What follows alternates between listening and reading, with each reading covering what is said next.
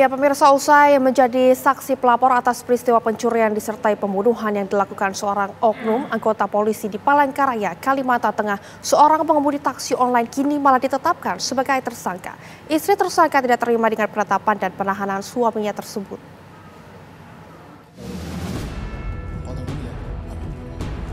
Selain oknum polisi berinisial AKS alias Anton yang bertugas di Polresta Palangkaraya, kini penyidik Direktorat Reskrimum Polda Kalimantan Tengah juga menetapkan Heriono, seorang pengemudi taksi online, sebagai tersangka dalam kasus pencurian disertai pembunuhan terhadap Budiman Arisandi, seorang sopir ekspedisi warga Banjarmasin. Menurut polisi, meski Heriono sebelumnya berstatus sebagai saksi pelapor, namun berdasarkan pemeriksaan, Heriono diduga turut membantu tersangka Anton membuang mayat korban di kebun sawit di Kecamatan Katingan Hilir, Kabupaten Katingan pada 6 Desember lalu. Selain itu, tersangka Heriono juga menerima uang hasil penjualan mobil korban yang dijual tersangka Anton sebesar 15 juta rupiah, meski akhirnya uang tersebut dikembalikannya sebagian.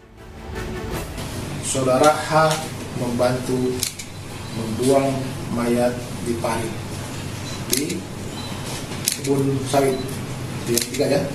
Kemudian saudara H juga bersama-sama saudara A membersihkan bekas darah yang ada di mobil Sigra ya, yang dikendarai oleh saudara A. Kemudian membersihkannya di genangan air yang berada di antara Palangkaraya dan Katingan. Sementara Yuliani, istri tersangka Heriono, didampingi kuasa hukum mendatangi Mapolda Kalimantan Tengah guna menuntut keadilan. Menurut Yuliani, sebagai sopir taksi online, suaminya hanya diminta menjemput tersangka Anton di Jalan Trans Kalimantan. Saat tiba di lokasi, pelaku sudah membawa korban dan memasukkannya ke dalam mobil. Kemudian, oknum polisi tersebut menembak korban hingga meninggal dunia. Aku cuma minta tolong media, suamiku disintikan, termasuk korban. Suamiku cuma jasa, suamiku cuma seorang supir. Suamiku diminta tolong untuk mengantarkan, karena memang itu kerjaannya. Niat kita melapor, kita ingin membuka kebenaran.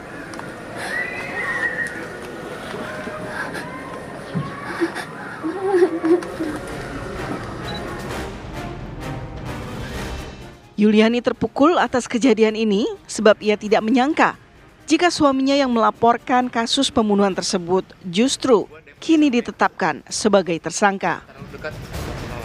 Kini keduanya dijerat pasal berlapis dengan ancaman pidana, hukuman mati atau seumur hidup. Dari Palangkaraya, Kalimantan Tengah, Didi Syahwani, TV One mengabarkan.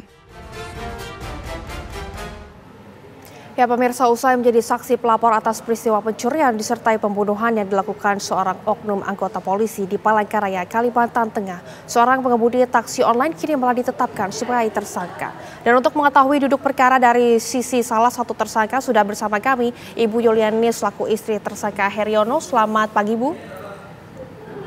Selamat pagi. Ibu Yuliani, sebelumnya kami turut prihatin dengan apa yang terjadi terhadap keluarga Ibu, tapi mungkin Ibu Yuliani bisa diceritakan kepada kami, ini kronologi awalnya seperti apa, Bu?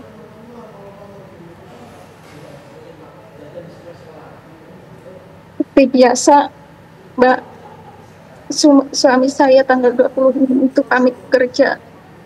Pekerjaan suami saya driver Grab. Mulai berangkat jam 3 sore, tapi sekitar jam 4 suami saya tuh ada pulang, cuma nggak masuk di rumah, cuma parkir mobil kita aja yang diparkir. Setelah itu aku dengar ada mobil lagi, ternyata mobil saudara yang anggota itu yang jemput suamiku itu. Habis sholat asar aku telepon suamiku, kok ada mobilnya, kok nggak ada masuk ke rumah, aku bilang. Katanya saya diminta suruh nyupirin Pak Anton. Nyupirin kemana? Saya bilang belum tahu tujuannya, tapi saya minta supirin gitu, Mbak. Hmm. Setelah berangkat sampai itu sekira jam setengah 4 subuh, suamiku tuh belum pulang. Aku telepon, kok nggak ada pulang, sudah subuh. Bilangnya siang-siang, pulangnya agak siangan katanya itu. Terus habis itu pulangnya itu tanggal 27 sore maghrib itu Mbak, mau maghrib itu suamiku pulang dengan keadaan yang kayak begitu kacau, lelah.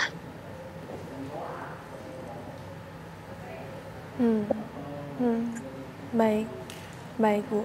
Tapi ketika pulang ke rumah, apakah suami Ibu menceritakan apa sebetulnya yang terjadi di hari itu, Bu? Belum, karena aku melihat suamiku kayaknya lelah. Aku kalau mau tanya kan bentar dulu lah, mungkin dia capek apa gitu kan Mbak. Jadi aku biarin dulu. Tapi kok lewat malam kok suamiku kok nambah aneh, nambah pendiam, bisa nangis sendiri. Makin hari lagi sudah 2-3 hari bisa nangis sendiri. Kalau malam itu nangis terus Mbak. Pelan-pelan aku tanyakan kenapa, bilang nggak ada apa-apa katanya. Kalau ada masalah ngomong, kata aku kan, kita kan udah lama berumah tangga, kalau ada apa kita pecahkan berdua, saya bilang gitu kan. Terus saya bilang, minta maaf ya selama berumah tangga nih, kamu belum pernah kubahagiain. Enggak apa-apa, saya bilang, jalan hidup kita ini masing-masing sudah diatur sama Tuhan. Sampai aku usap punggungnya, aku tanya, kenapa, sebenarnya ada apa, Pak? Suami saya bercerita Mbak, dia bilang tanggal 27 kemarin pas ngantar Pak Anton itu menuju ke Katingan itu, menuju ke Kasungan itu, habis lewat pos 38 itu Pak Anton nembak orang katanya itu. Tanyakan siapa yang ditembak, katanya orang pas lagi istirahat di pinggir jalan itu Mbak. Diketoknya sama Pak Anton itu, ditanya-tanya masalah pungli katanya gitu. Habis itu katanya olehnya ndak enak dilihat orang atau apalah, diajaknya lah korban itu masuk ke dalam mobil yang dikendarain suamiku itu. Posisi korban itu di depan. Terus berapa meter itu, jalan berapa meter suruh putar arah lagi katanya. Habis itu suruh balik lagi sambil Pak Antonnya tuh ngobrol-ngobrol tentang pungli. Beberapa meter langsung ditembak katanya Mbak. Sekali katanya, habis itu yang kedua kalinya itu yang langsung meninggal di kursi depan itu, samping suamiku. Baik, iya. Ibu Yuliani, ini mengapa kemudian tidak langsung melapor dan juga memilih untuk menunda ini, kenapa alasannya Bu? Bukan begitu Mbak, suamiku itu keadaannya kacau, trauma. Jangankan buat melapor, buat berdiri aja, buat makan aja kayak nggak sanggup dia tuh Mbak. Terus ini kan, kami ini kan orang awam, maksudnya nggak begitu tahu masalah tapi yang kita lihat-lihat di TV itu ngeri sekali, masalah anggota, masalah ya, dengan akhirnya kita Mbak sering sholat malam, kita mohon sama Tuhan gimana jalan keluarnya.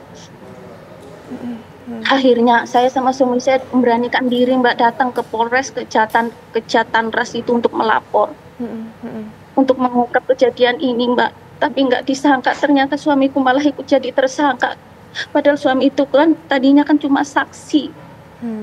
Baik, tapi Ibu sebelumnya ini apakah saling mengenal antara suami Ibu dengan polisi ini atau seperti apa, Ibu?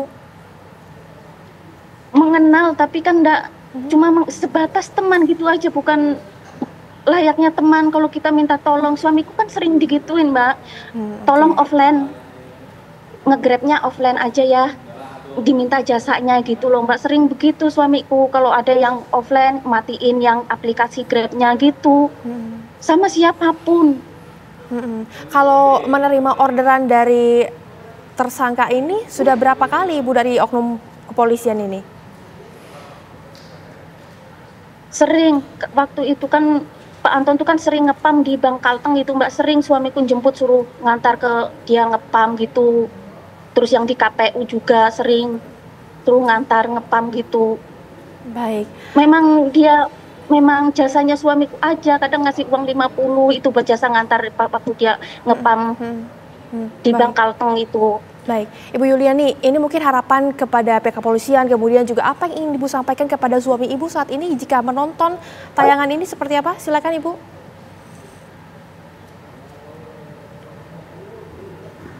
buat Kapolda, tolong keadilan buat suamiku. Dan mohon maaf, tanpa suamiku pasti ini kan belum terkuat. Kami dengan berbesar hati, kami dengan berkemanusiaan, Mbak, kami melaporkan kejadian ini, mengungkap kebenaran, membantu polisi kami ini, Mbak. Jadi tolong beri keadilan buat suami. Bukannya malah jadi sama, distatuskan tersangka sama kayak pelaku itu, Mbak. Baik, Ibu Yuliani. Baik. Terima kasih sebelumnya Bu Yuliani sudah bersedia untuk bercerita bersama kami di Kabar Utama Pagi. Sehat selalu dan semoga kasus ini juga segera diberikan titik terang. Terima kasih, Ibu.